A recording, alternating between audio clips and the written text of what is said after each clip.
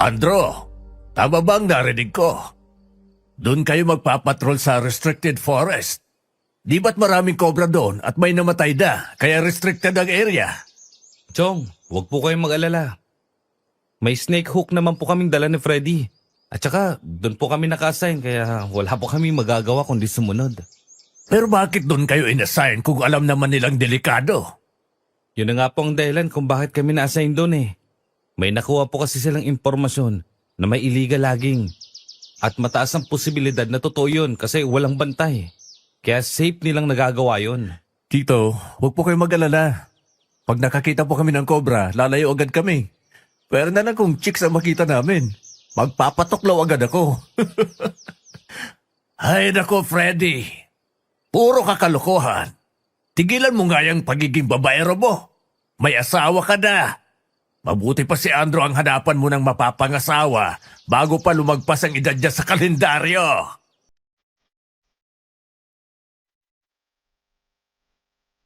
Naniniwala ka ba na kailangan mo ng mag-asawa bago pa lumagpas ang edad mo sa kalendaryo? Paano kung isang araw ay mahanap mo ang taong pasok sa pamantayan ng asawang hinahanap mo, pero kalaunan ay may madidiskubre kang hindi ka nais-nais sa pagkatao niya? Tatanggapin mo pa ba siya o pipiliin mong lumayo sa kanya?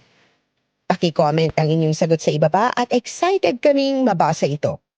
At kung naiintriga ka kung ano talaga ang nangyari sa kwentong ito, tara na, sabay-sabay nating pakinggan ang kwento ni Andro hanggang dulo. Isang mapagpalang araw sa lahat ng tagapakinig ng kwentong Takip Silim, lalo na po sa inyo, Miss Anne. Itago niyo na lang po ako sa pangalang Andro. Hindi ko po tunay na pangalan. Ang lahat ng pangalan ng tao at lugar na gagamitin ko sa kwentong ito ay gawa-gawa ko lamang para maitago ang tunay kong pagkakakilanlan para na rin sa siguridad ko at sa lugar kung saan talaga nangyari ang pangyayaring ikukwento ko sa inyo. Bago natin simulan ang kwento, check nyo na po ang bago naming channel na Love Story, Miss and Mr. Love. Siguradong kikiligin kayo sa mga kwento, mapapangiti, at may mga aral pang mapupulot sa bawat episode. Perfect pang relax habang nakikinig. Sama na kayo at ma-in love sa mga kwento namin. Makikita ang link sa pinned comment sa upload na ito. Subscribe na kayo. Huwag niyong kakalimutan ha, Miss and Mr. Love Tagalog Love Story. At bago po tayo magpatuloy, gusto kong ipaalam sa inyo na tanging sa kwentong Takip Silim ko lang ipinadala ang kwentong ito. Kaya kung mapapakinggan niyo ito sa ibang channel, huwag kalimutang i-report. Salamat po.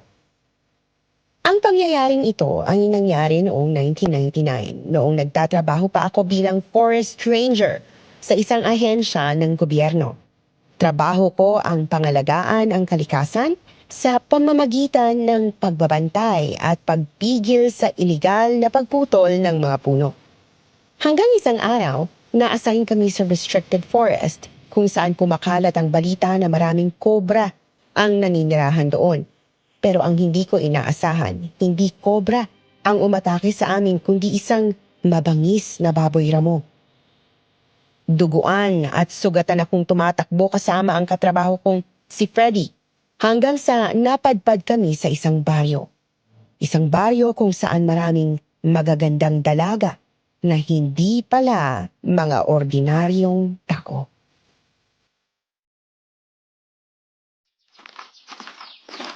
Alam mo pare, hindi ko na talaga maintindihan ng mga tao. Kapag binabagyo tayo dito sa Pilipinas, sinisisilat sa Diyos. Sila rin naman ang sumisira sa kalikasan, kaya dinadaanan tayo lagi ng bagyo. Tama ka dyan pare. Pero hindi ko rin sila masisisi eh. Lalo na't mahirap ang buhay ngayon. Kaya kahit illegal pa yan, pinapatos na ng iba para makakain ng pamilya nila. Hindi pa rin ako sangayon dyan pare. Marami namang pwedeng pagkakitaan dyan eh. Teka pare, huwag kang gagalaw. Ha? Cobra! Huwag kang gagalaw pare. Sensitibo yan sa paggalaw at vibration sa paligid. Sus Marisep! Nanigas ang katawan naming dalawa ni Freddy nang dumaan ang kobra sa harapan namin.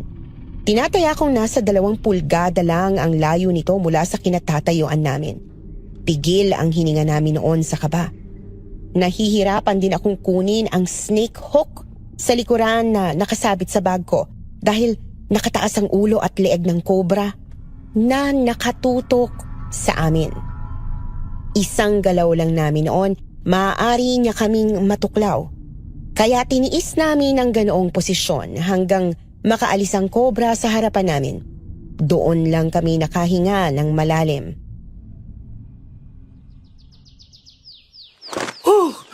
Kinabahan ako dun, pare. Tama nga sila. Maraming cobra ang naninirahan dito sa gubat na to. Kaya maging alerto tayo. Lalo na't pag-alagala lang ang mga cobra dito. O, pre. Iba pala talaga kapag harap mo na ang cobra. Alos kapusin ako sa paghinga sa sobrang kaba kanina eh. Hindi rin kasi tayo nakapaganda eh. Oo, heto ang snake hook. Hawakan mo. Para sa susunod na makakita tayo ng cobra, may gagamitin na tayong panlaban. Oo, pare. Pero wala pa naman akong naririnig na ingay ng chainsaw. Magpatuloy lang tayo sa paglibot-libot, pre. Baka may makita tayo sa unahan. Dapat siguraduhin nating cleared ang area bago tayo umalis. Baka kasi mamaya, tayo lang ang binabantay nila. Siguradong nag-iingat din sila para hindi mahuli. Sige, pare. Nagpatuloy kami sa paglalakad noon. Tinataya kong mahigit 1 oras na rin kaming naglilibot nang mapatigil kami at napatingin sa isa't isa dahil may narinig kaming malakas na pag-angil ng mabangis na hayop sa unahan. Pare, angil ba yun ng mabangis na hayop? May narinig nga akong pag-angil sa unan eh. Tara na, bumalik na tayo sa exit. Huwag na tayo magpatuloy hanggang dulo. Sige, pare. Baka masalubong pa natin ang mabangis na hayop na yon. Pwede hinto, may kobrang dumaan. Oh. Okay na, pre. Ay, alam mo, pre, mamamatay yata ako sa pagpigil ng hininga. Hindi sa tuklaw na cobra. Hindi ka mamamatay, pare. Masamang damo ka yata. Teka, pare. Ano yon? Anong klaseng hayop yan? Baboy ramo ba yan? Sus Morissette, baboy na mo yan? Ang laki, parang hindi ordinaryo. Huwag kang gagalaw, pre. Pare, ang haba ng pangil, oh. Mukhang tayo ang pinupunterian ng kainin. Putya, ang laki. At mapupula pa ang mga mata niya. Parang hindi pangkaraniwang baboy ramo to, ha. Ayan na! Umatake na siya, pare! Takbo, pare! Takbo, pare, bilis! Pare, sa likod mo!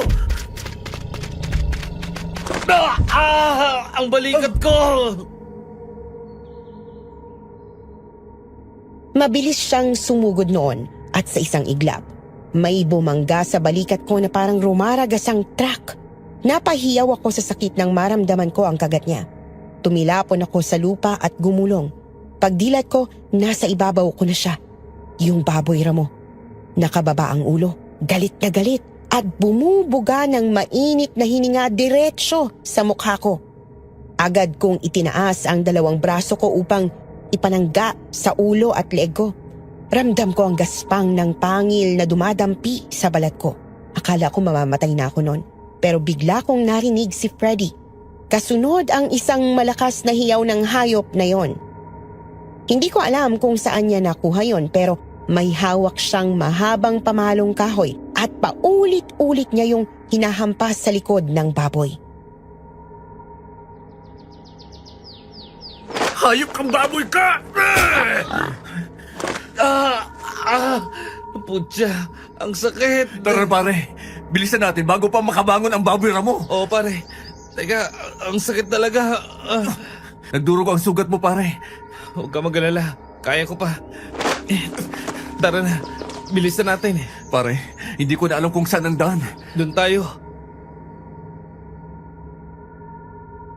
Hawak-hawak ko ang kaliwa kong balikat na may sugat noon. Pilit pinipigilan ang pag-agos ng dugo habang tumatakbo kami. Hanggang sa napansin namin pareho na naliligaw na kami.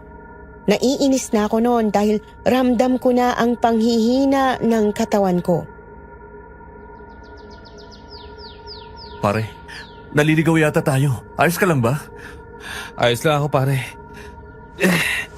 Nanghihina lang ang braso ko. Wala nang lakas. Kaya mo yan, pare. Makakalabas din tayo sa gubat na ito. Teka, pre. May baryo yata doon, oh. Nakikita ko sa unahan ng bukana ng isang baryo.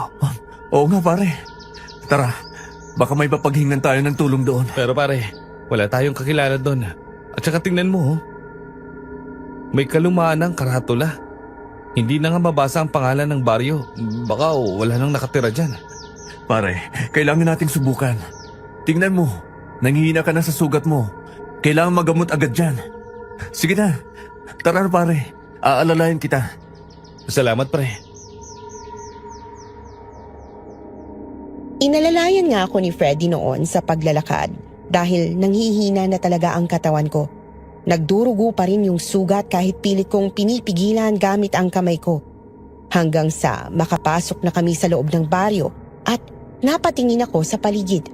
Kaunti lamang ang mga tao ron, nabibilang lang sila. Malalayo ang pagitan ng mga kabahayan. Napatulala na lang ako nang may lumapit sa aming isang napakagandang babae. Napakaamo ng kanyang mukha. May pagkasingkit ang mga mata. Mahahaba ang pilik mata at matangos ang ilong kahit morena. Nakasuot siya ng mahabang puting blouse at pulang palda na lampas tuhod. Sino kayo? Anong nangyari dyan sa kasama mo? Ako si Freddy at ang kaibigan ko naman ay si Andrew. Four stranger kami. Inatake kami ng mabangis na baboy ramo sa gubat habang nagpapatrolya. Napadpad lang kami sa barang ito at nagbabaka sakaling may makatulong sa amin. Miss, tulungan mo naman kami.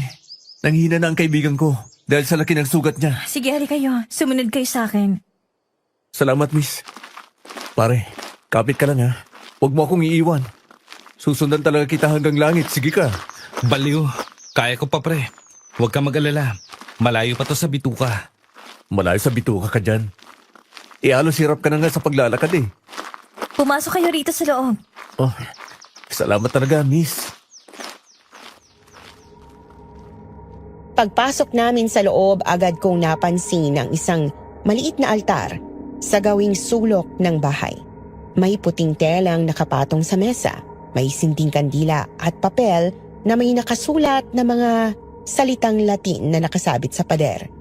Katabi nito ang mga gamit ng manggagamot, mga pote ng langis, garapon ng pinatuyong dahon at palanggana na may maligamgam na tubig. Amoy na amoy ang mga halamang gamot sa buong silid. Ihiga mo siya rito. Dahan-dahan lang. Sige. Teka pare, dahan-dahan ha. Ano gagawin mo, miss? Kailangan linisin ang sugat niya. Huwag kang mag-alala. Marunong ako sa panggagamot. Albularyo ka? Hindi ko itinuturing ang sarili ko na isang albularya. Isa akong herbalista na maalam sa paggamit ng mga halamang gamot sa gubat para makapagpagaling ng karamdaman o sugat. Tama lang pala na ikaw ang hininga namin ng tulong. Masaya akong makatulong sa inyo. Nakita ko ang matamis niyang ngiti at napalunok ako sa sobrang ganda niya. Lumapit siya sa altar, nagsindi ng isa pang kandila at may maikling dasal na ibinulong. Pagkatapos agad niyang nilinis ang sugat ko gamit ang tubig na pinaglagaan ng dahon na hindi ko alam ang pangalan. Tsaka niya pinahira ng langis mula sa maliit na boteng may lamang mga ugat habang may binubulong na dasal. Napangiwi ako sa hapdi pero tiniis ko. Ilang sandali pa binalot na niya ang sugat ko ng malinis na tela. Huwag kang gagalaw. Pagpahinga ka muna. Maraming salamat. Walang anuman yun. Oh, Iha. Sino ang lalaking yan? Teka, bakit sugatan ang kasama niya? Nay, Tay, si Freddy po at ang kaibigan niya si Andrew. Forest Rangers po sila na napadpad sa baryo natin. Malalim pong sugat ni Andrew. Dahil sa kagat ng baboy ramo. Kaya tinulungan ko sila at pinatuloy dito para magamot ang sugat niya. Opo, tama po siya sir, ma'am. Hindi po kami masasamang tao, pangako po. Ano ka ba, Iho? Masyado kang takot. Tama lang ang ginawa ng anak ko na tulungan kayo. Hindi rin kami masasamang tao para tumanggi sa nangangailangan ng tulong. Hanggang kailan ba sila rito? Uwi rin ba kagad ang mga yan? Opo. Pag gumaan na po ang pakiramdam ng kaibigan ko, pwede po ba kaming magpahinga muna kahit saglit? Kaya ko na pare. Mabuti pa, umuwi na tayo habang hindi pa lumulubog ang araw. Hindi, iho. Dito na muna kayo. Delikado na sa gubat sa mga oras na to. Naglalabasan na sila. Naglalabasan? Ano pong naglalabasan, madam? Ang mga baboy ramo. Di ba inatake kayo kanina? Tsaka pwede ba, iho? Huwag mo na akong tawaging madam. Aling Linda na lang. Sige po, Aling Linda. Salamat po talaga sa pagpapatuloy sa amin dito. Walang anuman. Alea, ihanda at linisin mo ang kabilang kwarto para may maayos silang matutulugan mamaya. Sige po, Nay. Aliyah. Bakit? Aliyah, tama ba? Oo. Eddie ang pangalan ko. Huwag ka na mag-alala pa. Ayoko makaabala pa kami sa inyo. Uuwi na kami. Hindi pwede. Hindi pa magaling ang sugat mo. Kailangan mong magpagaling. Andrew, huwag ka nang mahiya pa. Okay lang naman sa akin. Sa katunayan, masaya pa nga ako sa ginawa kong pagtulong. Sigurado ka? Oo, sigurado ako. O siya, sige. Maiwan ko muna kayo dito. Aayusin ko lang magiging kwarto nyo. Sige, salamat.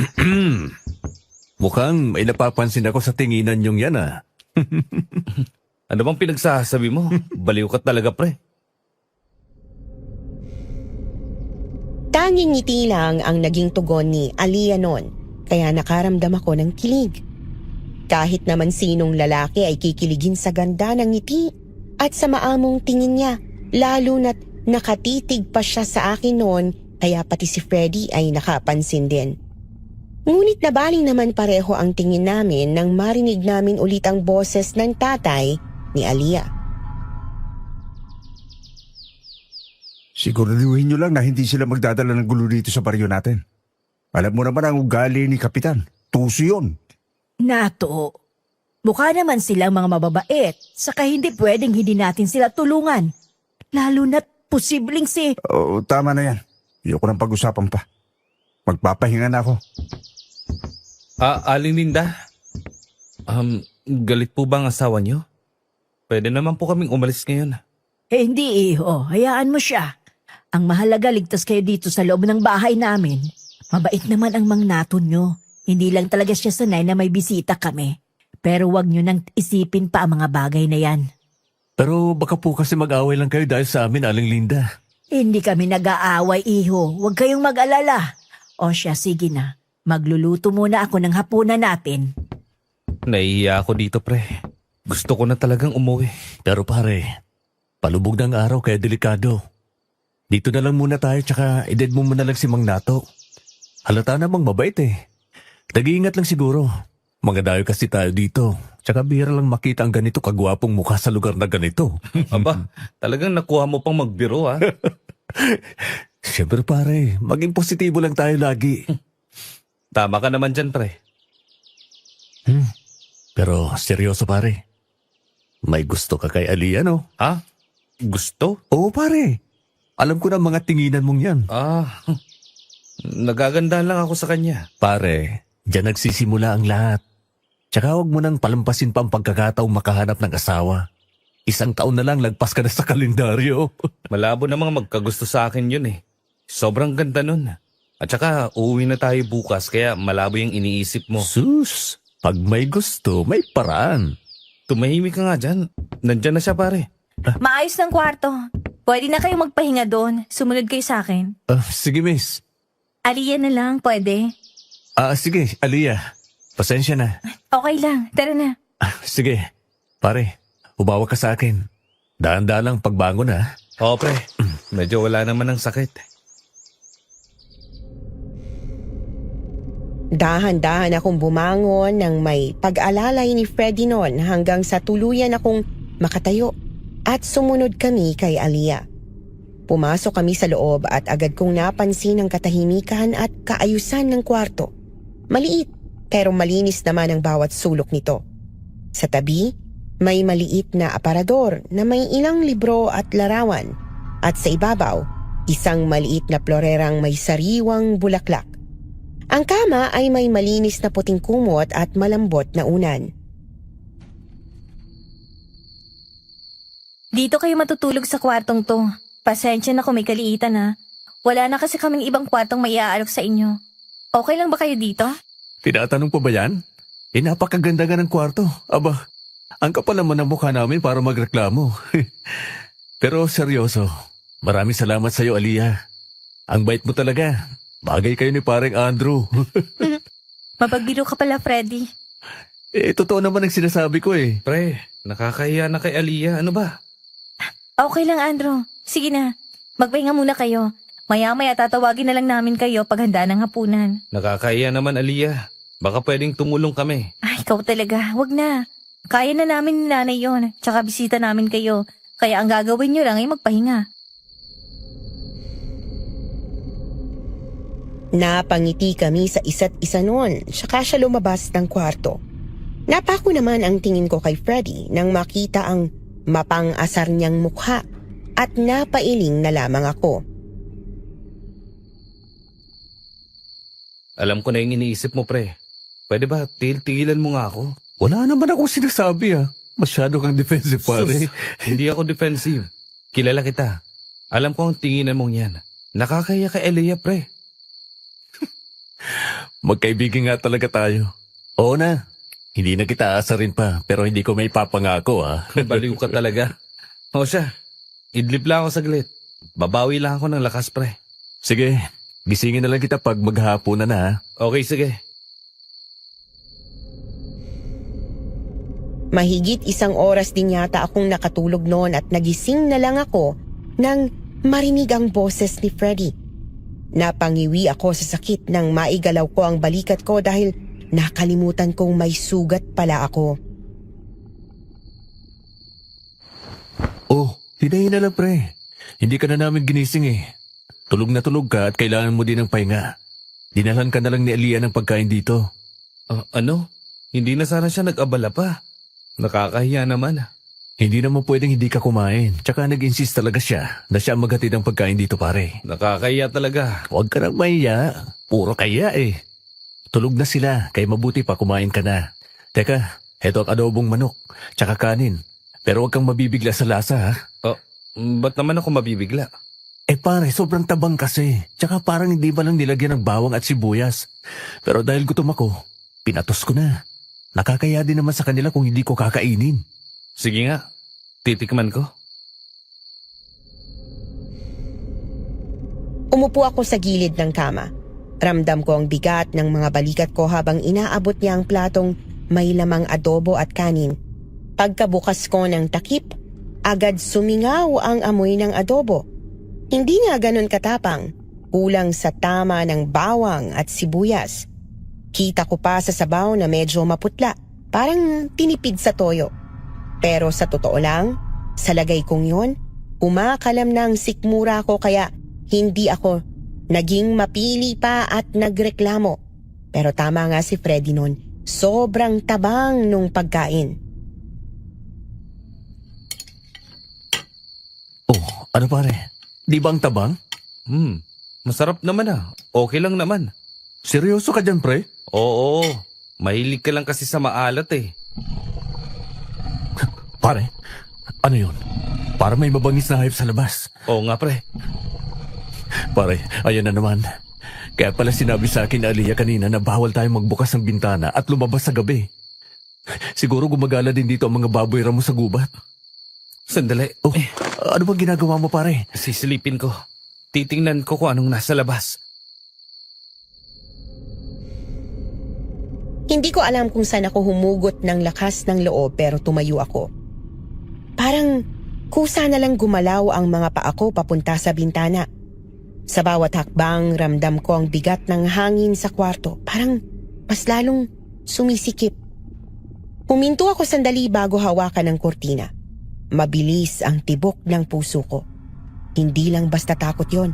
Parang may kung anong pakiramdam na mali. Dahan-dahan kong hinawi ang kurtina.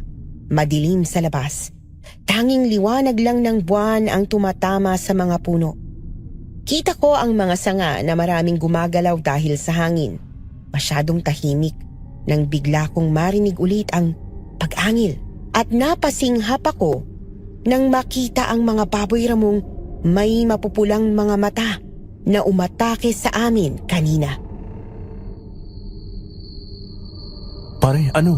Anong nakita mo? Ang dami nila, pre. Mahigit 5. Mga baboy ramong may mga mapupulang mga mata. Ano? Katulad ng umatake sa atin kanina? Oo, nasa labas sila. Putyang mga baboy ramong yan. Pati ba naman dito gumagala sila? Patingin nga pare. Halika dito, bilis. Tingnan mo.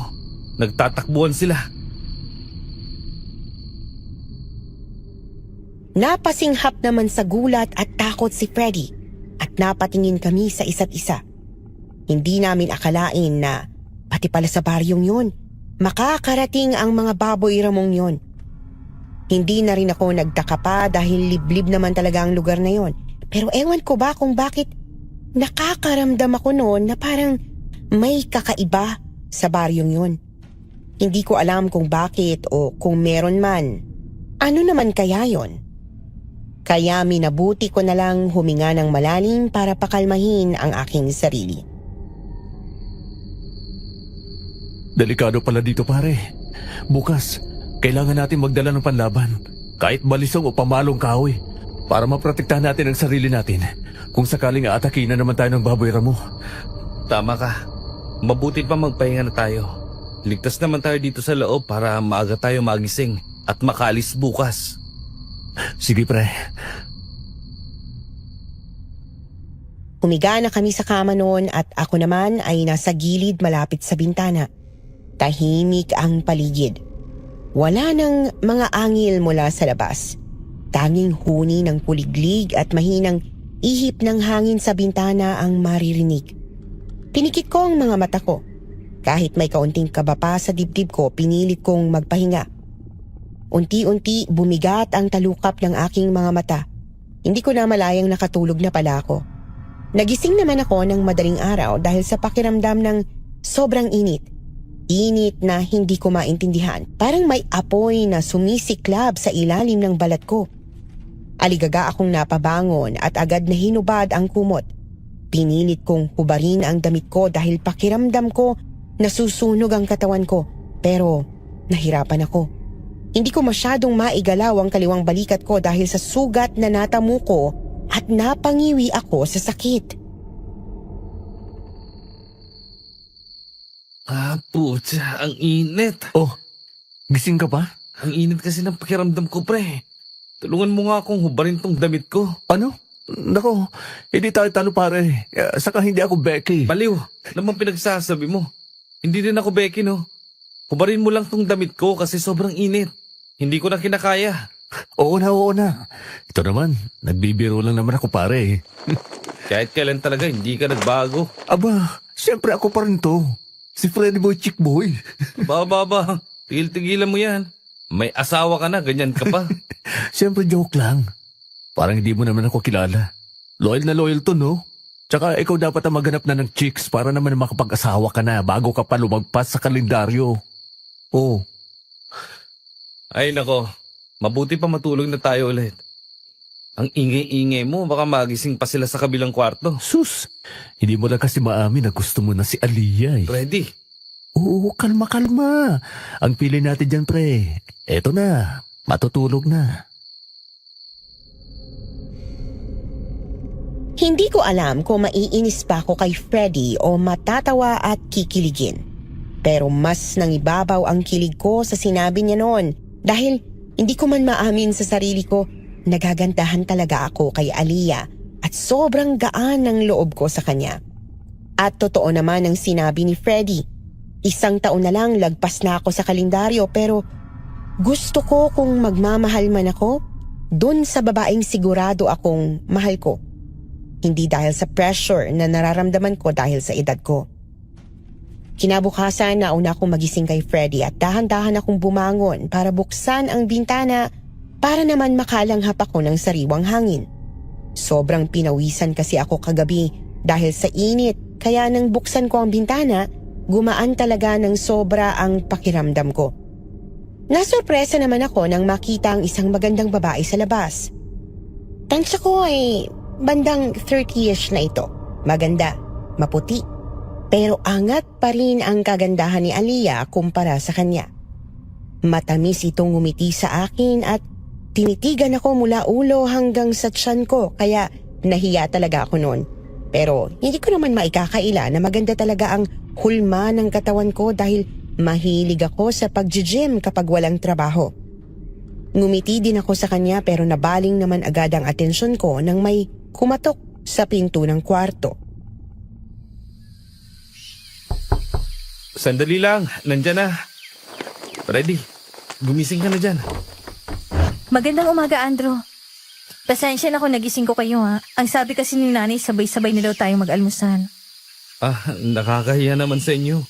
Huwag na, aalis na rin kasi kami. Huwag ka nang mahiya.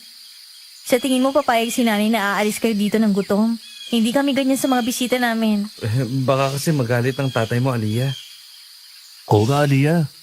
Ayos lang, busog pa naman kami. Kagabi nga, ang sama ng tingin niya sa akin eh. Ano ba kayo? Mabait si tatay nato. Pinoprotektahan niyo lang kayo. Pinoprotektahan? Oo. Kasi lahat ng tao dito sa baryo mapag-usisa at mapaghinala. Kaya hindi sila basta-basta nagtitiwala. At ayaw ni tatay ng gulo. Pasensya na, Aliyah. Huwag kayong mag-alala. Uuwi naman agad kami ngayon. Ayaw din naman namin ng gulo. Sige, pero mag-almusal muna kayo bago umalis. Sige. Nagkatinginan muna kami ni Freddy bago tuluyang lumabas ng kwarto. Tahimik ang buong bahay. Tanging kalansing ng mga pinggan at mahinang usapan mula sa kusina ang maririnig. Paglabas namin, bumungad sa amin ang simpleng hapag na may mainit na lugaw na nakahain. O, gising na pala kayo. Halina kayo dito, kumain na kayo habang mainit pa ang lugaw. Magandang umaga po. Pasensya na po sa abala, Aling Linda. Nako, walang aba-abala dito. Bisita namin kayo, kaya dapat lang naasikasuhin namin kayo at gusto naming maayos ang pananatili nyo dito. Ay, salamat po, Aling Linda. Sobrang bait niyo po. Nako, simpleng pagkain lang yan. Huwag kang magpasalamat, iho. Hindi lang po simpleng pagkain ang binigay niyo sa amin, kundi maayos na matutulugan. Kaya nakatulog po kami na maayos kagabi. At saka dahil sa panggagamot ng anak niyo, naging okay na po ang sugat ko. Naigalaw mo na ba ng maayos ang braso mo, iho? Medyo po, Aling Linda. Hindi naman po masakit kaya ayos na po ako. O siya, sige na. Kumain na tayo. Mang Nato, huwag po kayo mag-alala. Hindi naman po kami naghahanap ng gulo, tsaka aalis po agad kami dito. Pasensya na. Kung iniisip ninyo ngayon kung nandito kayo. Pero hindi ninyo kasi naiintindihan mga iyo. Di nyo pa kilala ang mga naninirahan dito. Ayoko lang ng gulo. Naintindihan ko naman po kayo, Mang Nato. Nasabi na po sa amin yun ni Aliyah. Mabuti naman kung ganon. Pero wag ninyo sanang isipin na hindi ko kayo tanggap sa pamamahay ko. Sa katunayan, masaya akong makilala kayo. Salamat po. Salamat po, Mang Nato. Naging magaan naman ang loob ko sa sinabi ni Mang Nato. Pero may parte sa isipan ko na nagtataka kung bakit ganoon na lang siya mag-alala sa gagawin ng mga tao rito. Hindi naman siguro sila masamang tao para saktan kami kung wala naman kaming ginagawang masama sa kanila. Habang tahimik kaming kumakain sa mga oras na yon, may narinig naman kaming katok mula sa pinto at boses ng babae. Tao po! Tao po! Aling Linda! Si Karina. Alam na yata niya na may mga bisita tayo dito. Ako na pong magbubukas, tay. Sige anak. Nakitaan ko ng pag-aalala ang mukha nilang tatlo nang magkatinginan sila sa isa't isa, kaya nagtataka ako noon at napatanong sa isip ko kung sino si Karina. Hanggang sa bumungad sa akin ang mukha ng babaeng nakita ko kanina. Kilala pala nila ito at Karina pala ang pangalan niya. Nakangiti siyang lumapit sa akin pero seryoso namang Nakatingin si Aliyah sa akin at hindi ko alam kung bakit. May mga gwapo pala kayong bisita, Aliyah. Hindi mo man lang ipinakilala sa akin. Aalis na din naman sila ngayon, Karina. Aalis? Hindi pwede. Teka, bakit hindi pwede? Karina, mga dahil lang sila dito kaya sana. Kaya nga dapat inimbitan nyo sila rito para sa ating fiesta bukas. Oh? Fiesta bukas sa inyo? Oo naman. Di ba, Tita Linda, Tito Nato? Ano ang sabi ni Ama sa inyo? Oo, iyo. Kaya dapat dumito muna kayo para naman makapag-enjoy kayo dito. Kung ayaw nila Tito at Tita na nandito kayo, pwede naman kayo sa bahay namin. Oh, talaga? Pero nakakaya naman, miss. Karina. Tawagin mo akong Karina. Karina. Ako nga pala si Freddy. Ito naman kaibigan ko si Andrew. In fairness, ang gwapo ng kaibigan mo. Aba, syempre naman. Pogi talaga yan si paring Andrew. So ano, gusto nyo bang manatili muna dito hanggang bukas at makifiesta dito sa amin? Hindi ako agad nakasagot noon dahil may parte sa akin na gustong umalis dahil sa nasaksihan ko kagabi. Pero may parte rin sa akin na gustong manatili dahil gusto ko pa sanang mas makilala at makasama si Aliyah. Tsaka nakakahiya naman kung tatanggihan namin ang imbitasyon nila, lalo na tinulungan nila kami kahapon, kaya nakapagdesisyon akong manatili na lang muna hanggang kinabukasan. Sige, nakakaya namang tumanggi, tsaka gusto ko din naman maranasan ang piyesta dito sa inyo. Mabuti. Kung ganoon, sumama kayo sa bahay namin. Ipakikilala ko kayo sa aking ama, ang kapitan ng baryong ito. Karina, dito na lang muna sila. Maayos naman sila dito. Pero mas magiging maayos sila doon sa bahay namin. Karina, dito na lang kami. Ayos na sa amin ang kwartong tinutuluyan namin. Kung ayos lang po sa inyo, Mang Nato. Karina, ako na bahala sa kanila. Pakiusap, hayaan mo na sila rito. Nagulat ako sa narinig mula kay Mang Nato. Hindi ko kasi akalaing siya pa ang makikiusap kay Karina na para bang may takot siya. Pero nasa isip ko din noon na baka dahil anak ito ng kapitan kaya ganoon na lamang nila itong ginagalang. O siya, sige Tito. Pero isasama ko sila saglit sa bahay namin para maipakilala ko sila kay Ama. Ate Karina, wag na. Huwag ka nang kumontra, Aliyah. Alam mo na, kapag nagalit si Ama, di ba? Napakunot noon naman ako noon sa sinabi ni Karina na para bang pinagbabantaan niya si Aliyah at kita naman ang takot sa mukha ni Aliyah noong mga oras na yon. Sumang-ayon naman siya na sumama kami kay Karina sa bahay nito kahit pa sa loob ko, nagdadalawang isip talaga ako. Hindi lang dahil gusto kong kasama si Aliyah, kundi dahil may mali sa pakiramdam ko na hindi ko maipaliwanag sa tuwing tinitingnan ko si Karina. Pero mukha naman siyang mabait, kaya isinantabi ko na lamang yon. Pagkatapos naming mag-almusal noon, sumama kami kay Karina kahit nalabag sa loob ko. Habang naglalakad kami papunta sa bahay nila, kita ko ang mga babaeng kasing edad ni Aliyah na nakatingin sa amin at nakangiti. Hindi naman maikakailang magaganda sila kaya nakurot ko sa tagiliran si Freddy dahil umaandar na naman ang pagiging babaero niya. Tuloy-tuloy lang kami sa paglalakad noon hanggang sa makapasok kami sa isang ancestral house. 2 palapag yon at malaki talaga kung ikukumpara sa bahay ni na Aliyah, pero may kalumaan na rin dahil sa bitak-bitak na pintura sa pader. Mabuti naman. Sinama mo sila rito, iya. Magaling ka talagang pumili ng mapapangasawa. Mapapangasawa? Sir, may asawa na po ako kung ako ang tinutukoy niyo, ha? Hindi ikaw ang tinutukoy ko, iyo. Kundi ang kasama mo, bagay na bagay sila nitong anak kong si Karina. Teka lang po. Kakakilala lang po namin ni Karina at saka hindi po ako taga dito. Magdayo lang po kami. Babalik din po kami sa syudad pagkatapos ng piyesta. Ama, huwag mo naman siyang biglain. Siguro mas mabuting makilala pa namin ang isa't isa.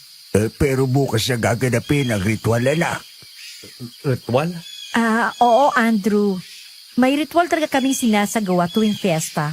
At iyon ang pasasalamat sa puong may kapal. Baka Thanksgiving mas ang sinasabi niya pare. Pasensya ka na Karina ha. Hindi pa kasi namin alam ang mga paniniwala ninyo dito sa baryo. Kaya gusto din namin talaga maranasan to. At makidiwang din sa inyo. Alam ko, Andrew. Kaya nga iniimbita ko kayo sa fiesta namin. Siya nga pala. Ipakikilala ko din ang aking anak sa'yo. Sana magkasundo kayo para walang magiging problema. Ikaw na muna bahala dito, Karina. Kakausapin ko muna mga taga-baryo para sa magaganap na piyesta bukas. Sige, Ama. Ako na po ang bahala. Hindi ko lubos maintindihan ang ibig ipahiwatig sa akin ni Karina kaya sumabay na lang ako sa agos ng usapan lalo na't nasa harapan kami ng kanyang ama na kapitan ng baryo. Napukaw naman ang atensyon ko nang lumabas ang isang batang babae na sa tansya ko ay nasa 10 taong gulang lang. Matamis itong nakangiti sa akin at nagulat ako nang bigla niya akong yakapin. Papa? Teka sandali, baby girl. Bakit po? Ayaw niyo po bang ihag ko kayo? Di ba po ikaw ang papa ko? Papa? Kasi... Oo, anak. Siya ang papa mo. Di ba nangako si Mama na tutuparin ko ang hiling mong makilala ang papa mo? Ayan, tinupad ko na. Salamat po, Mama. Papa! Papa ko! Hindi ko alam kung anong ire-react ko noon sa gulat. Mahigpit akong niyakap ng bata kaya napayakap na rin ako sa kanya. Pero hindi ko lubos maintindihan kung bakit nagsinungaling si Karina sa anak niya at ipinakilala akong ama ng bata. Pero may parte sa akin na naawa ng sobra sa bata nang maramdaman ko ang pangungulila nito sa kanyang ama. Ilang minuto rin kaming nagyakapan bago ako kumawala sa pagkakayakap niya. Andrew, pasensya na ha. Magpapaliwanag ako sa iyo mamaya. Ayos lang Karina, naintindihan ko. Pare, baka piko to ha. Hindi mo naman yan anak eh. Pare, wag agad tayong manghusga. Hindi ka ba naawa sa bata? Siyempre, naawa din naman ako sa bata. Mabuti pa. Maupo muna kayo dito. Sige Karina. Dahan-dahan kaming umupo sa lumang sofa na para bang may kung anong bigat na nakadagan sa dibdib ko. Habang nakaupo ako, hindi ko maiwasang mapatingin sa paligid ng bahay. Kanina pa, may kakaiba sa pakiramdam ko na parang may malamig na hanging dumadaan kahit sarado naman ang lahat ng bintana. Pero ipinagsawalang bahala ko na lamang yon. Ana, pumasok ka muna sa kwarto mo. May pag-uusapan lang kami ng papa mo. Sige po, Mama. Papa, mamaya po ulit ha. I love you po, Papa. Sige Ana. Pasensya ka na, Andrew, ha? Birthday din kasi ng anak ko bukas. Gusto ko lang namang matupad ang hiling niya sa birthday niya. Kaya pinakilala kitang tatay niya at sana ayos lang sa'yo. Naintindihan ko naman yung Karina. Nagulat lang talaga ako. At saka paano kung malaman ni Ana ang totoo? Bukas pagkatapos ng piyesta, alis na kami. At pakahanapin niya ako. Ako nang bahala doon, Andrew. Sa ngayon, pwede bang magpanggap kang tatay niya? Hindi ako agad makasagot sa tanong ni Karina dahil iniisip ko kung ano na lang ang iisipin ni Aliyah at mahihirapan akong mapalapit sa kanya. Baka isipin niyang may gusto ako kay Karina. Huminga ako ng malalim noon habang iniisip kung ano ang isasagot ko. At sa huli, inamin ko kay Karina ang totoo. Karina, huwag mo sanang mamasamain ha. Ayoko lang kasing isipin na Aliyah na may namamagitan sa atin. Bakit? May gusto ka ba kay Aliyah? Oo, Gustong-gusto niya si Aliyah kaya hindi pwedeng yang hinihiling mo sa kaibigan ko. Ayos na yung kanina eh. Seryoso kang gugustuhin mo yang si Aliyah? Hindi mo pa nga siya lubusang kilala. Baka magulantang ka kapag nalaman mo ang tunay na pagkatao niya. Tunay na pagkatao? Nagulantang ako sa sinabi niyang yon, Miss Anne. Tama siya. Hindi ko pa lubusang kilala si Aliyah. Pero bakit? Ano bang dapat kong malaman sa pagkatao niya? Mukha naman siyang walang tinatago sa amin. Tsaka sobrang bait niya at ng pamilya niya. Nakita kong napakunot noo si Freddy noon habang nakatingin sa akin. Gusto mo bang malaman ang totoo? Ano ang totoo? Wala. Gusto ko lang malaman kung interesado ka ba talaga sa kanya. At tama ako. Interesado ka talaga kay Aliyah. Karina, pasensya na talaga. Okay lang. Siya nga pala. Dito na kayo magtanghalian. Nagluto ang aming kasambahay ng maraming pagkain para sa inyo. Nakakahiya naman, Karina. Huwag ka na mag-abala pa. Andrew, huwag ka nang mahiya. Tsaka magagalit si ama sa akin kapag hindi ko inasikaso ng maayos ang mga bisita ko. Sa totoo lang, nawiwirdohan talaga ako sa tawag niya sa tatay niya. Napaka-formal at malalim kasi ang salitang ama para gamiting pagtawag sa tatay niya. Pero iniisip ko na lang noon na ganoon ang itinuro sa kanya. Hindi ko na rin inisip ang itanong dahil ayokong maka-offend sa damdamin niya. Gusto niyo bang makita yung baboy na kakatayin bukas? Talaga? Pwede ba? Oo naman, para hindi kayo maboring dito habang naghihintay ng tanghalian. Halina kayo. Sumunod kayo sa akin. Sige. Freddy, tara na. Sige, nakasunod ako sa inyo. Dito, Andrew. Sumunod kami sa kanya papunta sa likod bahay. Amoy lupa at damo ang paligid. At rinig na rinig ang mahinang ungol ng mga baboy sa kulungan. Nagulat naman kami pareho ni Fred nang makita ang mga baboy ramo na umatake sa amin kahapon kaya napaatras kami. Pare, ganyan yung baboy ramo na umatake sa atin kahapon. Tsaka yung nakita natin kagabi, di ba? Oo nga. Umatake? Inatake kayo ng baboy ramo? Oo. Kaya may malaking sugat ako sa balikat ko. Buti na lang ginamot ni Aliyah. Kaya kahit papano, nakakagalaw na ng maayos ang braso ko. Si Aliyah na naman. Wala ba tayong ibang pag-uusapan kundi siya? Naikwento ko lang, Karina. Bakit nga pala nasa kulungan niyo mga baboy ramo na yan? Kayo palang nag-aalaga niyan? Hindi namin yan alaga. Nahuli lang yan ni ama sa gubat. Tsaka kagabi may nahuli din kaming baboy ramo kaya saktong panghanda sa fiesta bukas para mapakain ng lahat ng tao dito sa baryo. Pero paano nyo nahuli yan? Ang babangis ang baboy ramong yan eh. Tingnan mo, ang pupula ng mga mata at ang tutulis ng pangil.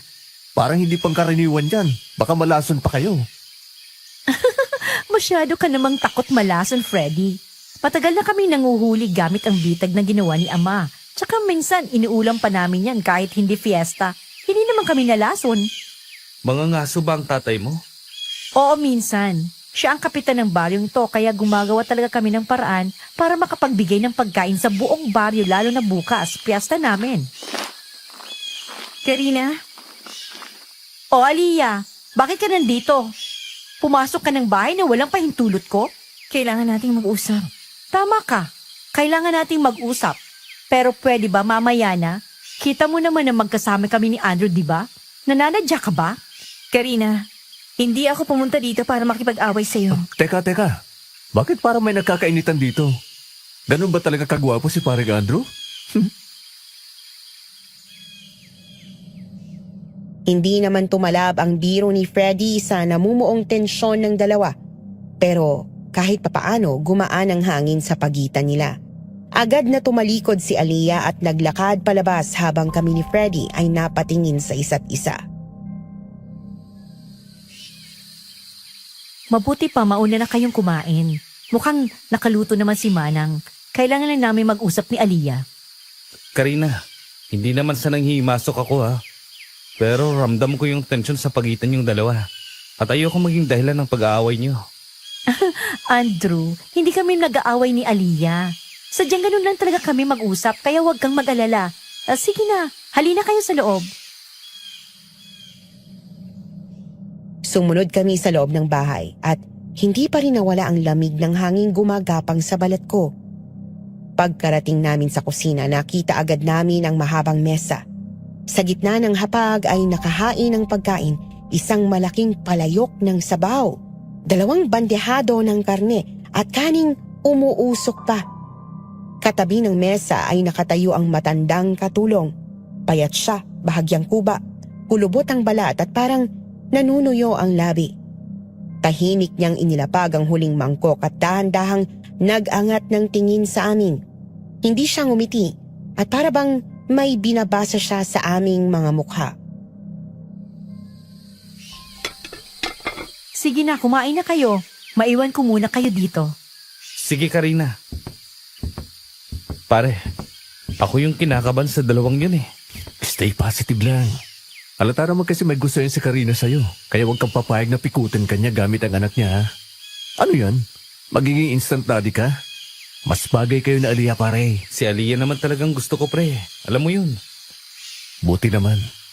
Pero, tingnan mo ang matanda. Ang samang makatingin sa atin. Kanina ko pa yung napapansin eh. Oo nga eh. Baka nagugutom din. Yayain natin. Lola, sumabay na po kayo sa amin kumain. Ay, di na iyo. Kumain na kayo. Baka lumamig pang sabaw na niluto ko. Sigurado po kayo, Lola? Oo, sige na. Kumain na kayo. Pare, ang seryoso naman ni Lolo magsalita. Sige na, pre. Kumain na tayo. Para makaalis na tayo dito. Nagkatinginan kami ni Freddy bago ako tuluyang sumandok ng sabaw. Pagkatingin ko sa kutsara, napakunot ang noo ko. Nagulat kami pareho dahil pagsandok namin, mukhang hilaw pa ang karne at matabang yung sabaw. Namumula pa ang laman at parang may kakaibang amoy na hindi ko maipaliwanag. Nagkatinginan naman kami ni Freddy noong mga oras na yon.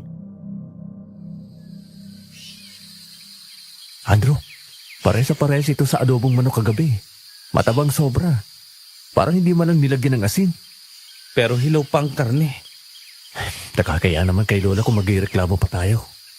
Narinig ko ang pinag-uusapan ninyo. Po, Aba, ang talas pala ng pandinig ni Lola sa edad niyang yan, pre. Umalis na kayo dito habang may oras pa. ano pong ibig niyong sabihin? Napakunot ako ng noo sa sinabi ni Lola. Seryosong-seryoso ang mukha niya nang sabihin yon, kaya nakaramdam talaga ako ng sobrang kaba. Pero bago pa siya makapagsalita ulit, narinig na namin ang yabag ng mga paa na palapit sa mesa at bigla na lang umalis si Lola na walang pasabi na parabang may kinatatakutan. Napalingon naman kami sa likuran nang marinig ang boses ni Karina.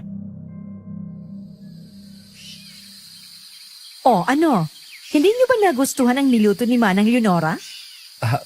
Kasi ang totoo niyan, iniintay ka namin. Hinihintay? Di ba sabi ko sa inyo, mauna na kayong kumain? Siyempre, nakakaya naman kung hindi ka namin hintayin, di ba? Si Aliyah ba? Umuwi na? Oo. Huwag kang mag-alala. Maayos naman ang pag-uusap namin. Tinatama ko lang ang lugar niya. Matamis na ngumiti sa akin si Karina at saka umupo sa harap namin. Ewan ko ba, Miss Anne, pero may kakaiba sa aura niya na nagbibigay tensyon sa dibdib ko noon at lalo na nang marinig ko ang sinabi ng matanda sa amin. Napaisip ako noon kung bakit pinapaalis na kami na para bang may banta sa buhay namin. Huminga ako ng malalim para pakalmahin ang aking sarili at pilit na ngumiti para hindi yon mapansin ni Karina. Pero sa totoo lang, hindi na ako komportable. Lalo na't iniisip ko ang batang babae kanina na kinilala akong kanyang ama.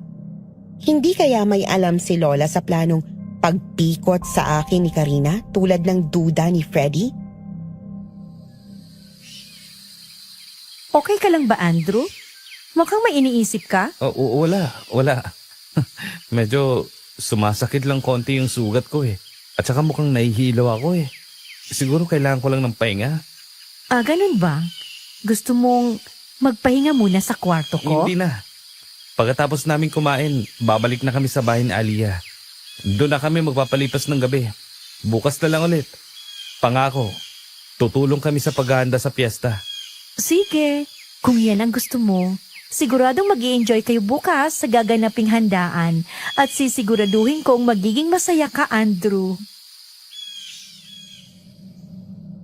Matamis na ngumiti sa amin si Karina at pilit naman akong ngumiti rin sa kanya. Pero ang nasa isip ko talaga noon ay bumalik na sa bahay ni na Aliyah para makita ulit siya at makumusta tungkol sa pag-uusap nila ni Karina. Pagkatapos nga namin kumain noon, gusto kong maduwal sa lasa ng pagkain pero tiniis ko na lang. At ganoon din si Freddy na pilit na lamang ngumiti. Tsaka kami nagpaalam.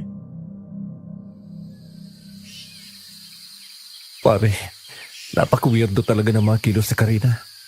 Para bang inaakit ka niya kahit alam naman niyang hindi siya ang gusto mo, kundi sa Aliyah.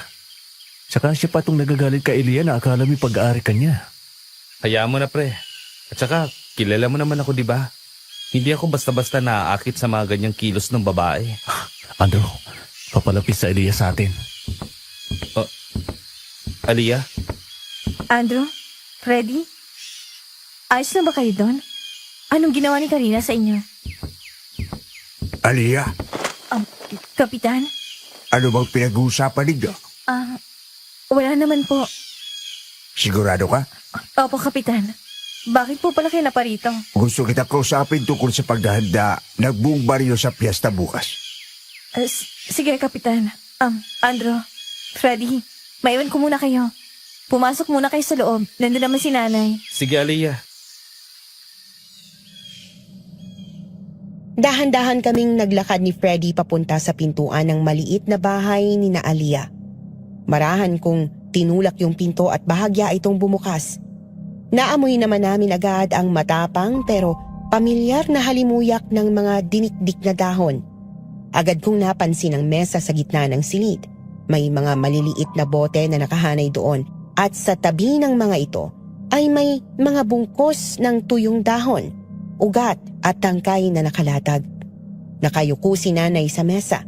Maingat niyang ibinubuhos ang kulay dilaw na langis sa isang maliit na bote na may laman na pinaghalong ugat at dahon. Halatang sanay na sanay ang kanyang mga kamay sa ginagawa niya. Sino yan? Kami po ito, Aling Linda. Kayo pala yan. Halik kayo, pumasok kayo. Aling Linda, manggagamot din po pala kayo? Oo, iho. Dapat lang na marunong kami sa panggagamot dito para mapagaling ang sino mang may sakit dito sa baryo. Ayos. Libre pala ang doktor dito sa baryo niyo dahil sa inyo ni Aliyah, Aling Linda. Siguro may libreng gamutan din ka sa fiesta bukas. Iho, wala naman talagang. Linda! Linda! Sandali lang, nandyan na. Ako na pong magbubukas. Magandang tanghali po sa inyo, mga nato. Magandang tanghali po. Magandang tanghali din sa inyo. Nato, napaaga ka yata. Kailangan natin mag-usap, Linda. Sige, tungkol saan ba ang pag-uusapan natin? Basta. Iho, pwede bang iwan niyo muna kami?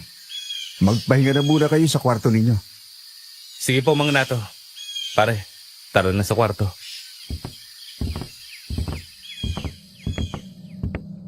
Agad kaming pumasok ni Freddy sa kwarto noon. Tsaka naupo sa kama at nagkatinginan sa isa't isa. Huminga ako ng malalim tsaka sumilip sa bintana. Natatanaw ko naman si Aliyah at Kapitan na seryosong nag-uusap. Tapos biglang dumating si Karina at nakisali sa usapan nila.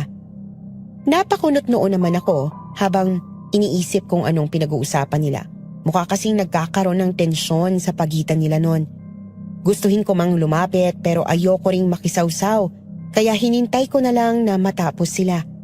Nakita ko si Aliyah na napatingin sa direksyon ko kaya agad akong napaatras mula sa bintana bago niya pa ako makita. Pare, ano kaya ang pinag-uusapan nila? Hindi ko din alam, pre. Mukhang seryoso ang usapan nila. Dahil yata sa'yo kaya nakakainitan sina Aliyah at Karina. Nagsiselo siya si Karina kay Babe Aliyah mo. Hindi naman siguro. Ang sabi naman ni Karina, okay naman sila ni Aliyah eh. Ay, ewan ko ba pare? Pero iba talaga ang kutob ko dyan kay Karina eh. May iba sa ikinikilos. Tsaka pare, hindi ka ba nagtataka kanina kung bakit mga baboy ramo ang nasa likod ng bakuran nila? Hindi normal na baboy. At yung baboy ramo pang yun ang umatake sa atin. Ayoko man tong isipin. Pero paano kung alaga pala talaga nila yon? Tsaka sila ang nag-utos sa atakihin tayo sa gubat para mapadpad tayo rito. Para mapaibig ka niya. Imposible naman sinasabi mo pre. Mahirap paamuhin at gawing parang aso ang baboy ramong yun. Tingnan mo ang itsura nung kanina. Babangis. At umaatake talaga ng tao. At tingnan mo to nangyari sa akin. Paano nila mapapasunod yun? Kahit aso nga, hindi mo mapapasunod kaagad eh. Nang walang training. At saka diba, ang sabi ni Karina, huli daw yun ng tatay niya. At kakatayin ng mga yun bukas para sa piyesta. Ayoko na nga lang mag-isip. Kung ano-ano tuloy ang naiisip ko eh. Alam ko namang imposible talaga yon. Andrew? Freddy? Oh, si Aliyah pare. Ako na magbubukas. Aliyah, Yayayain ko sana kayong magmerienda habang mainit pang nilagang saging na niluto ni nanay. Saging? Nako, paborito ko yan. Freddy. Pasensya na pre, na-excite lang. Nakakatuwa ka talaga, Freddy. Sige na. Halina kayo sa sala. Nakahanda ng merienda. Sige, salamat Aliyah. Agad kaming sumunod noon kay Aliyah palabas. Nang makarating kami sa sala, nakalapag na ang mainit na saging sa bandehado na umuusok pa. Marahan naman kaming umupo sa upuang gawa sa kawayan. Nilibot ko ang aking paningin noon at napansin kong wala si Namang Nato at Aling Linda. Sige na, kumain na kayo. Huwag na kayong mahiya. Bakit wala yatang tatay at nanay mo? Pinatawag sila ni Kapitan kanina. Naghahanda sila para sa fiesta bukas. Ganun ba? Oo, sige na. Kumuha na kayo habang mainit pa. Ikaw din Aliyah. Sabayan mo na kami dito. Nakakaya naman kung kami lang dalawa ni Freddy ang kakain. Sige. Umupo naman si Aliyah sa kawayang inupuan ko at may konting distansya sa pagitan naming dalawa. Napansin ko naman ang mapang-asar ng ngiti sa akin ni Freddy habang kumakain kami. Ewan ko ba, pero para bang nakukuryente ako noon kahit hindi naman kami magkadikit. Bigla namang nagsalita si Freddy kaya naputol ang pag-iisip ko. Oh, pare, ang sakit ng tiyan ko. Lalabas na yata. Pwede bang makigamit ang banyo niyo, Aliyah? Oo naman. Halika, ihahatid kita. Nasa likod lang ng kusina. Huwag na. Nakakaya naman. Nasa likod lang naman, di ba? Oo, pagbaba mo ng hagdanan, nasa gilid ang pintuan ng banyo. Oh, sige. Di ko na talaga kaya. Susmaroisip. Naiwan kaming dalawa ni Aliyah noon at saglit na namuo ang katahimikan sa pagitan naming dalawa.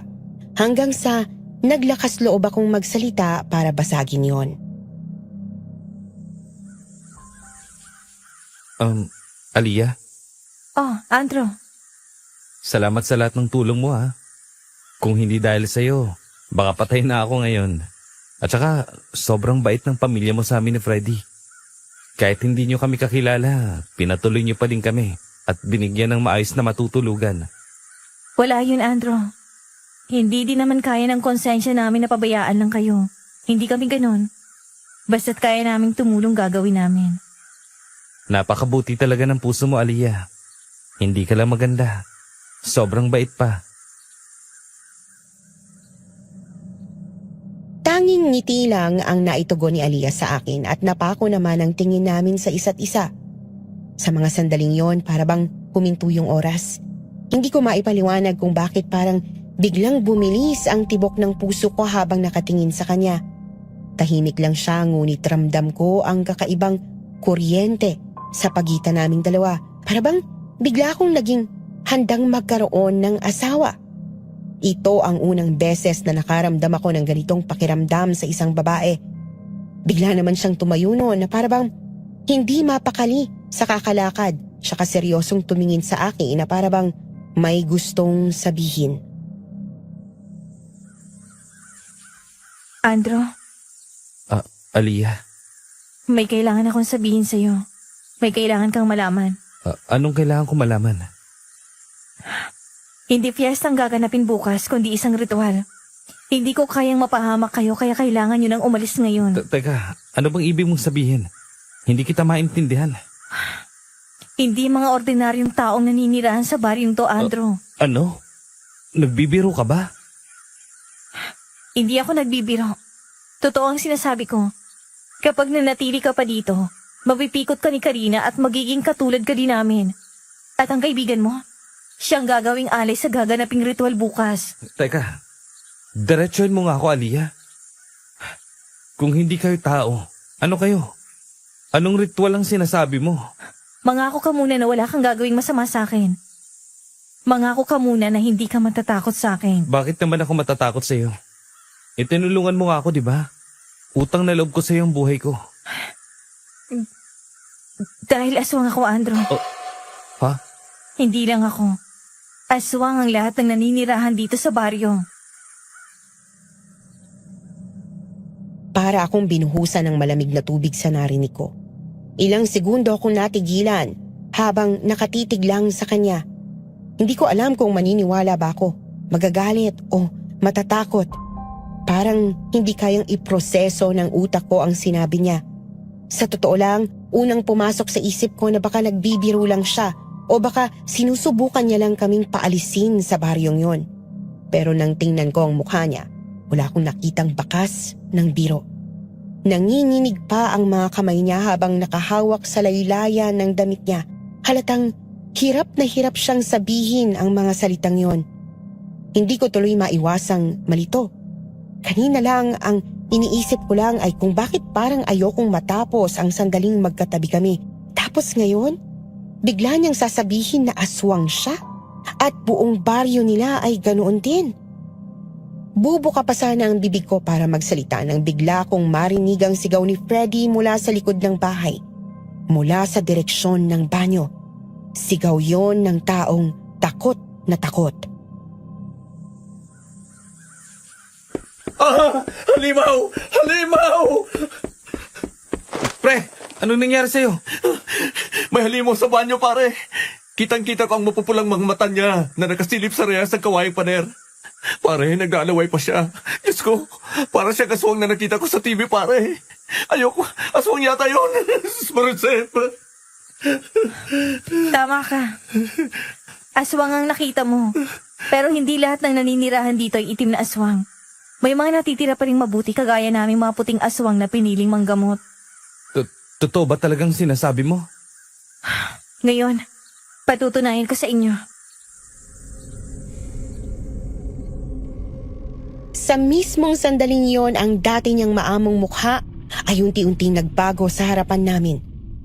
Unti-unting nangitim ang kanyang mga mata na nagpatayo sa aking balahibo. Kasabay noon napansin kong dahan-dahang humahaba ang kanyang mga kuko. Mula sa normal na kuko ng tao, naging matulis at parang mga maliit na patalim na kumikislap. Napasinghap kami pareho ni Freddy sa takot at napalunok ako habang nakatitig sa itsura niya. At bago pa ako makapagsalita, bahagyang bumuka ang kanyang bibig at doon ko nakita ang dalawang pangil na unti-unting lumabas mula sa kanyang gilagid. Napaatras kami pareho sa takot ni Freddy noon, Miss Anne. Diyos ko, totoo nga. Pare, aswang si Aliyah. Diyos mo, Recep, tara na. Tumakbo na tayo. Huwag kang matakot sa akin.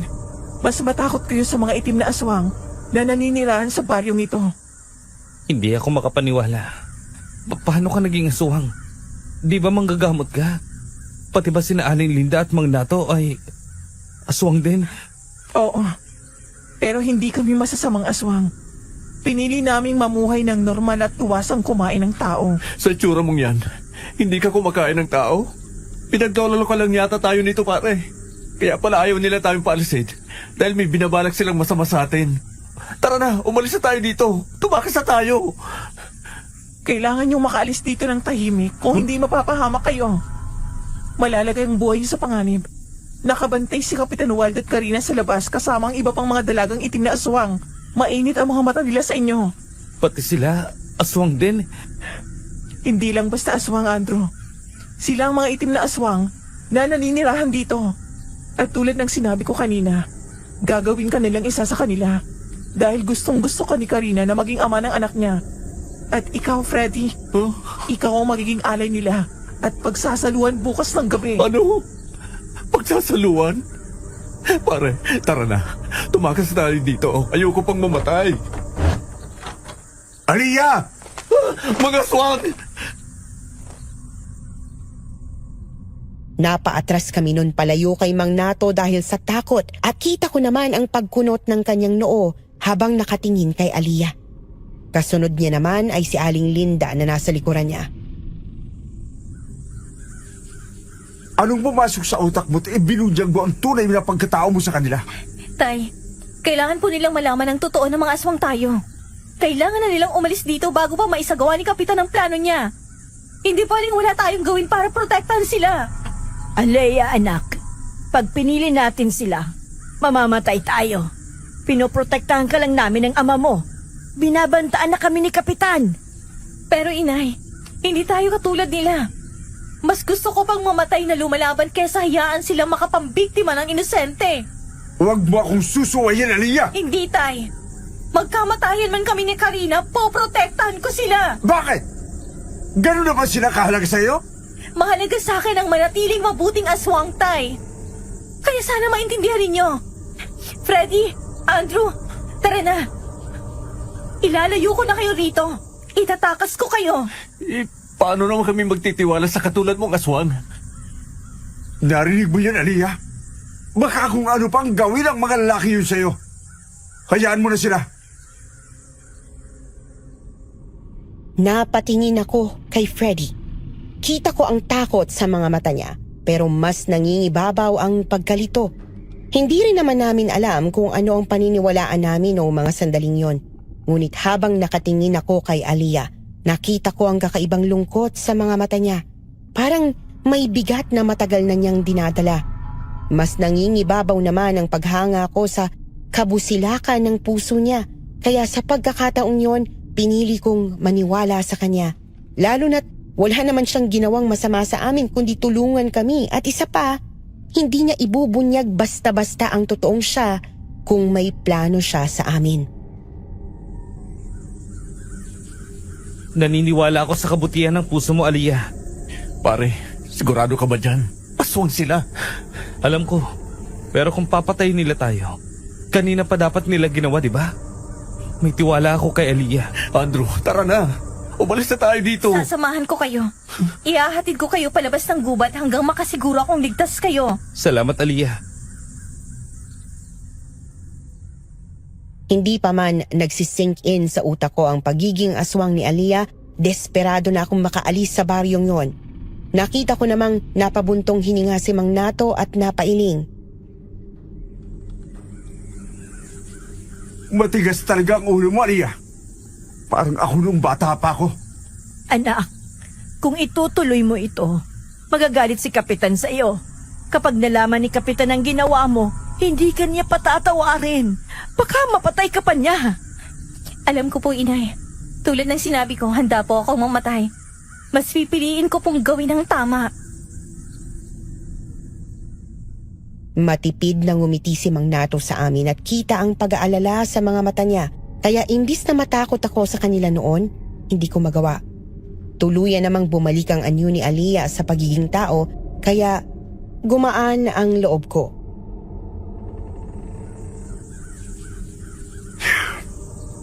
Sa likod ng gumat, may lumang dam papuntang sapa. Hindi yun binabantayan ng mga tauhan ni Kapitan. Doon kayo dumaan. Salamat, tay. Salamat po talaga. Mag-iingat kayo, anak. Pero paano po kayo, Mang Nato? Baka kung anong gawin nila sa inyo? Huwag na kayong mag-alala pa. Tulad ni Aliyah, gagawin ko na din kung ano ang tama. Handa kami lumaban, magkamatayan na. Basta pangako ninyo sa amin na hindi masasayang ang lahat. pangako ninyo makakauwi kayo ng ligtas. Salamat po mga nato. Pangako po. Tay, patawarin niyo po ako. Pangako, babalik po agad ako dito. Sige na, tumuloy na kayo habang abala pa si Kapitan sa paghahanda sa loob ng bahay. Dito kayo duman sa likuran ng bakuran. Sumunod kami kay Aliyah palabas sa likod ng bakuran. Tahimik ang buong paligid pero pakiramdam ko, napakalakas ng tibok ng puso ko. Bawat hakbang namin sa tuyong damo ay parang masyadong maingay sa katahimikan ng hapon. Saglit akong napalingon sa bahay. Nakita ko si Mang Nato at Aling Linda na nakatayo sa may pintuan. Hindi sila nagsasalita pero halata sa mga mukha nila ang matinding pag-aalala habang pinapanood kami papalayo. Hindi ko alam kung muli pa ba namin silang makikita. Ang iniisip ko na lang noon ay makalayo na sa baryong yun at makauwi ng ligtas. Dahan-dahan lang kayo. Huwag kayong gagawa ng ingay. Aliyah, wala ka bang superpower sa maging invisible? Baka pwede mo yung gawin para hindi nila tayo makita dito. Freddy, aswang lang ako. Hindi pa ako kaluluwa para hindi makita. Kumalma ka lang pare. Sundan mo lang si Aliyah. Nagpatuloy kami sa paglalakad hanggang makarating sa isang makitid na daanan na halos matabunan na ng matataas na damo.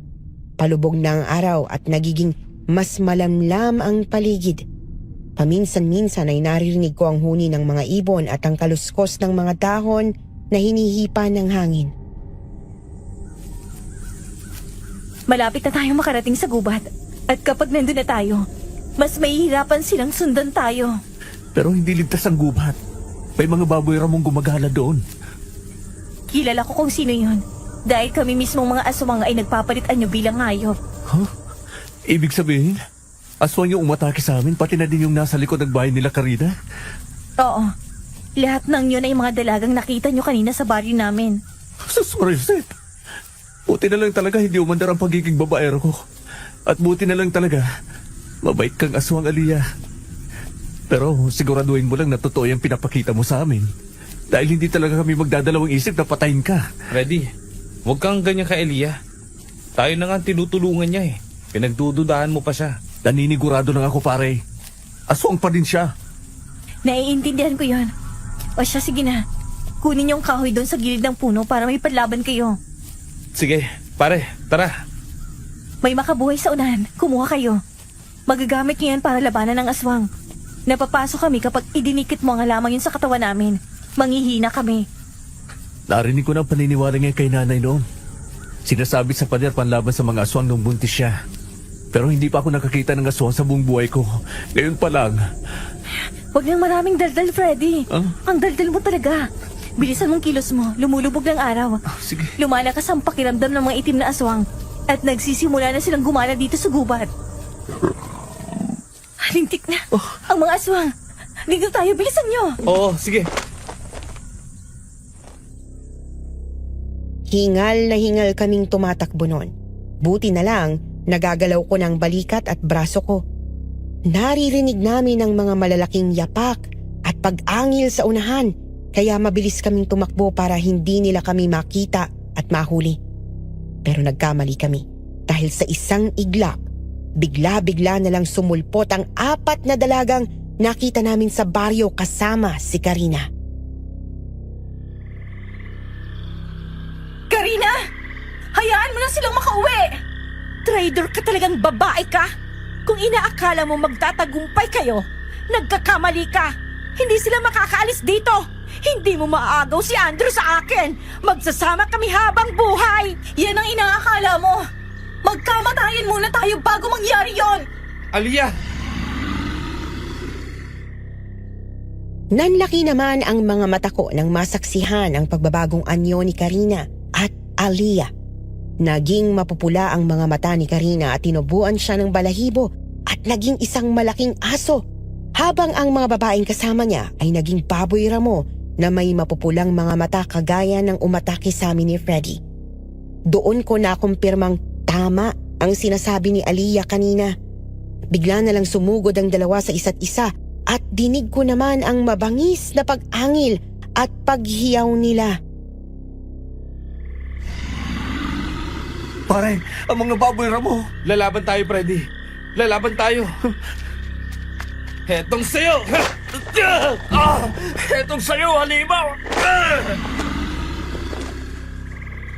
Pucha, pagbabayaran niyo ang ginawa ng kasama niyo sa akin. Heto pat! Hindi ka sakit! Pare!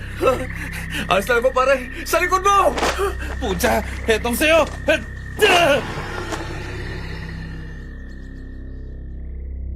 Sunod-sunod kong hinampas ng pamalong kahoy na hawak ko ang aswang. Tsaka hinampas ulit ng makabuhay, kaya napahiyaw ito sa sakit at nanginig. Hindi ko ito tinigilan hanggang sa bumagsak ito sa lupa. Kasunod naman ang isa pa. At kita ko naman noon si Freddy na tagumpay na napatay ang isa pang aswang habang ang isa ay nakatakas. Naging mabilis ang mga pangyayari, Miss Anne. Nakita ko na lang si Karina na duguan at hinang-hina habang sinasakal ni Aliyah. Hindi na ako matatakot pa sa inyo. Buong buhay namin nabuhay kami sa takot, kaya ngayon, tatapusin ko ang takot na yon.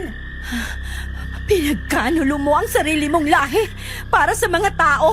Anong klase kang aswang? Aswang ako na may puso at prinsipyo. Hindi ko kayang mambiktima ng mga inosenteng tao para lang sa pansarili ko. Hindi ako katulad mo. Demonyo! Ah! Aliyah! Napatay mo siya. Ayos ka lang ba? Ayos lang ako. Tara na. Nakatakas ang isa sa mga aswang kanina. Sigurado nagsumbong na yan kay Kapitan tungkol sa nangyari. Ang tatay at nanay mo, paano sila? Paano kung anong gawin sa kanila ng aswang na yun? Tara na. Umalis na tayo. Kahit ayaw man sabihin ni Aliyah, kita ko sa mga mata niya ang pag-aalala sa tatay at nanay niya. Kaya nakokonsensya talaga ako noon. Pero kita ko rin na pursigido siyang mailigtas kami. Kaya hindi ko sasayangin yon. Mas lalo akong humanga sa kanya, Miss Anne. At mas lalo akong nahihirapang iwan siya. Pero alam ko na hindi kami pwedeng magsama dahil magkaiba kaming dalawa. Tao ako at aswang naman siya. Sa tagal ng aming pagtakbo noon, hiningal kami pareho ni Freddy habang si Aliyah ay mukhang sanay na. Siguro yon ay dahil aswang siya. Nakita naman niya kaming hinihingal sa kakatakbo kaya huminto siya at nagdesisyon kaming magpahinga sa likuran ng mahabang damuhan para hindi kami agad makita.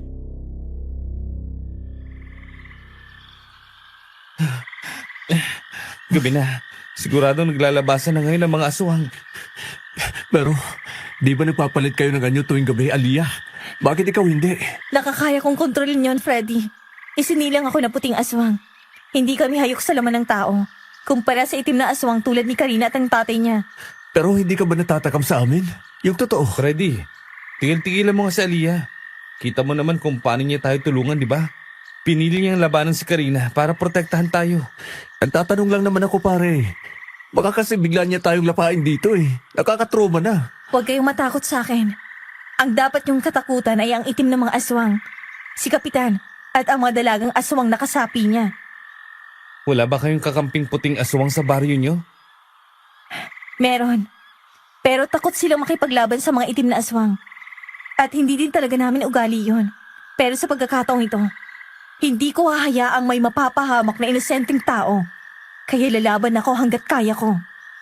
Salamat, Aliyah. Maraming salamat sa lahat ng tulong mo. Hindi kita makakalimutan. Hindi din kita makakalimutan, Andrew. Aliyah, gusto ko sanang malaman mo na... Pare, may cobra sa likod mo. Putya, huwag kayong gagalaw. Natatakot kayo dyan? Nanlaki ang mga mata ko nang bigla itong hinawakan ni Aliyah sa ulo at napaamo. Walang kahirap-hirap niyang hinuli ito at hinati ang katawan nito at itinapon. Napatingin kaming dalawa ni Freddy sa isa't isa sa ginawa niya at bahagya naman itong natawa sa reaksyon namin. Pero agad na nawala ang ngiti sa mukha niya nang makarinig kami ng pag-angil at yabag sa unahan. Tara na. Kailangan na nating umalis dito bago pa nila tayo maabutan. Sige, tara. Pare, eto ang kahoy. In case na mapalaban tayo. Salamat. Ang mabuti pa, sumakay kayo sa likod ko. Ano? Ha? Nagpapatawa kaya ata, Aliyah? Nagulantang kami pareho ni Freddy nang biglang nagpalit ng anyo si Aliyah. Naging isang dambuhalang aso siya na may maitim na mata at balahibo katulad kanina. Maamo itong yumuko sa harap namin at marahan naman kaming sumakay sa likuran niya. Kahit nagdadalawang isip kami. Muntik pa kaming mahulog noon nang bigla itong tumakbo ng mabilis. Sobrang lakas ng tibok ng puso ko noon habang mahigpit na nakakapit sa likuran niya. Si Freddy naman ay nanginginig ang mga kamay na kumapit sa likuran ko. Susmuri si pare. Kumalma ka, pare. Magtiwala tayo kay Aliyah. Aswang! Napahinto sa pagtakbo si Aliyah nang harangin kami ng dambuhalang asong aswang at ibinaba niya kami sa lupa. Tsaka siya humarang sa harapan namin para pagtakpan kami. Narinig ko naman ang malakas na pag-angil. Tsaka namin narinig ang boses ni Kapitan. At nang sumilip kami, nakita naming may kasama itong mga dalaga at alam kong aswang din ang mga yon. Pare, ang gaganda ng mga dalaga. Gago, mga aswang yan. Alam ko naman, pare. Nagkasabi lang naman ako. Lahat pala talaga ng mga babaeng nakita natin doon sa baryo aswang. Sus Marisip. Aliyah, isa kang lapastangan.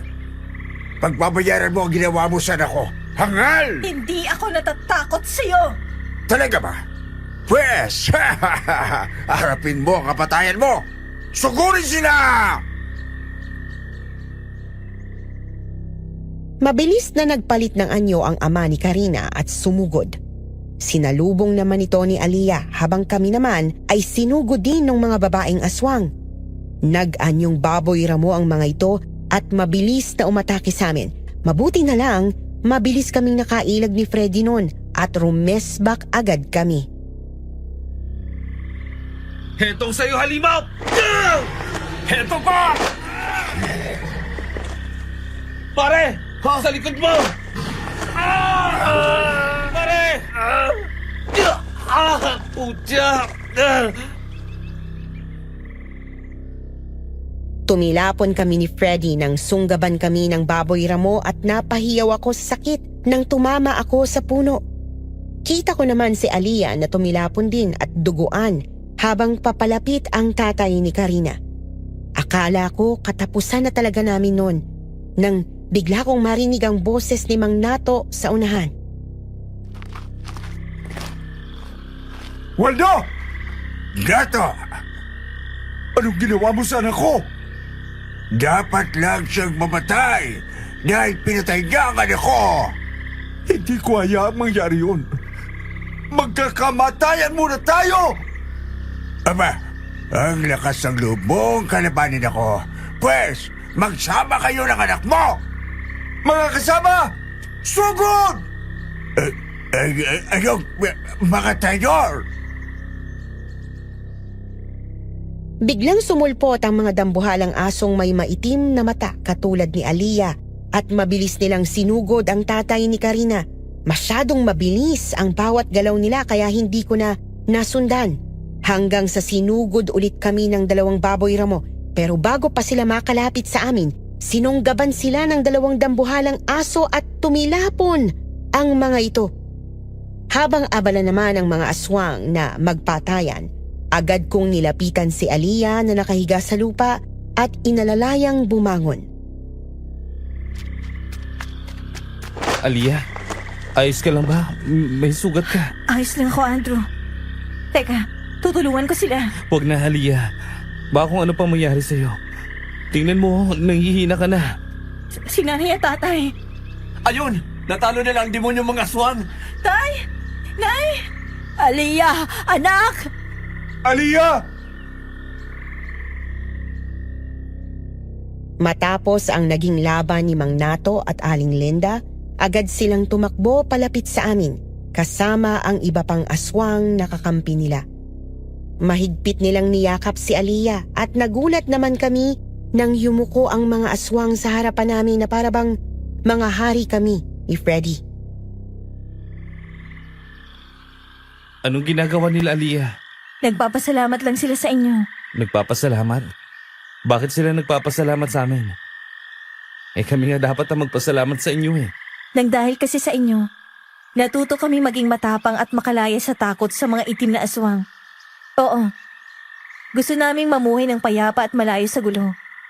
Pero hindi namin kayang hayaang may mabiktima si Karina at ang tatay niya ng mga inosenteng taong katulad niyo. Teka, nasaan ang anak ni Karina? Di ba may anak siya? Ngayon wala na ang nanay niya. Mag-isa na lang siya sa buhay.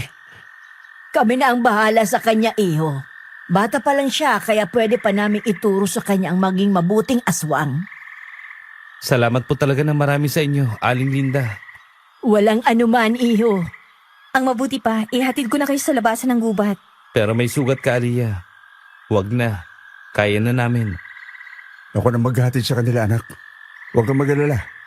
Sisiguraduhin ko makakauwi sila na ligtas. Huwag na po, Mang Nato. Sobra-sobra na pong naitulong nyo. Huwag na matigas ang ulo mo, iyo. Sa ayaw at sa gusto ninyo, ihatid ko kayo. Hindi naman kami nakatanggi kay Mang Nato noon, kaya wala kaming nagawa kundi pumayag. Pero bago pa kami umalis noon, hindi ko maiwasang yakapin si Aliyah sa huling pagkakataon na ikinagulat naman nilang lahat. Aba, tumatapang ang pare ko ah. Aliyah, gusto ko lang malaman mo na pinahanga mo ko. Maraming salamat ulit at sana hindi ito ang huli nating pagkikita. Salamat din, Andrew. Dahil kahit nalaman mong tunay na pagkatao ko, pinagkatiwalaan mo pa rin ako at tinanggap mo ako. Hindi mo ako pinandirian at itinaboy. Paano ko naman gagawin yun sa babaeng nagligtas ng buhay ko? Maging tao o aswang ka man, tanggap na tanggap kita. Salamat, Andrew. O siya, sige na. Umalis na kayo para makauwi kayo ng maaga sa inyo. Sigurado nag-aalala ng pamilya niyo. Napangiti naman ako sa sinabi niya, pero sa loob ko ay may parte na nasasaktan dahil alam kong malabong magkita pa ulit kami. Kaya niyakap ko siya bago kami tuluyang sumakay noon sa ibabaw ng dambuhalang aso na si Mang Nato. Napakapit naman kami pareho ni Freddy sa likuran nito sa bilis ng takbo niya hanggang sa makarating kami sa exit ng gubat at bumaba. Maraming salamat po, Mang Nato. Wala nga naman. Sige na, umalis na kayo. Tutuloy na rin ako. Sige po, mag-iingat po kayo. Mag-ingat po kayo, Mang Nato. Salamat mga iho. Paalam!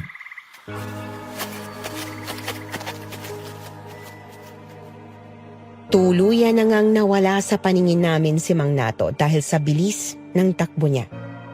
Nagkatinginan naman kami ni Freddy sa isa't isa at napayakap dahil hindi namin akalaing pagkatapos ng mga nangyari ay mabubuhay pa kami at makakauwi ng ligtas noon. Pero sa kabila ng mga pangyayaring yon, isang alaala ang baon ko hanggang ngayon. At yon ay ang makilala si Aliyah kahit hindi man naging kami sa huli. Hanggang ngayon na may edad na ako, hindi ko pa rin makakalimutan yung itsura niya at ang ginawa niyang kabutihan sa amin. Sa ngayon, wala pa rin akong asawa at wala na rin akong balak pa. Kontento na akong may mga pamangkin ako na pinag-aaral ko kasalukuyan. Dito ko na po tinatapos ang aking kwento. Muli, ako po si Andrew.